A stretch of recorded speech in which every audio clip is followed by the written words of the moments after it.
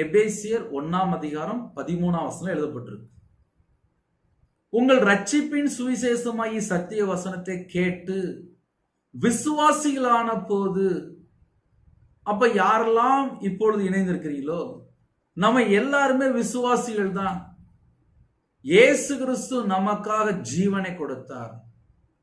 தேவகுமாரனா வெளிப்பட்டார், மனுஷகுமாரனா வெளிப்பட்டார், உலகத்தின் பாவத்தை சுமந்து தீர்க்கிற தேவ ஆட்டுக்குட்டியா வெளிப்பட்டார், நமக்காக மரித்தார்.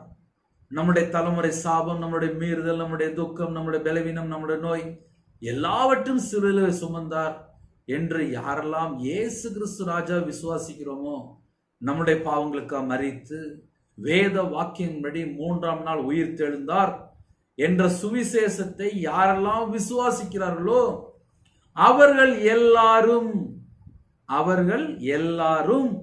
ரட்சிப்பின் சுவிசேஷமாகிய சத்திய வசனத்தை கேட்டு, அப்ப யாரெல்லாம் இப்பொழுது இணைந்திருக்கிறீங்களோ சத்திய வசனத்தை கேட்டு, சத்திய வசனத்தை கேட்கும்போது நமக்கு என்ன கிடைக்கும்?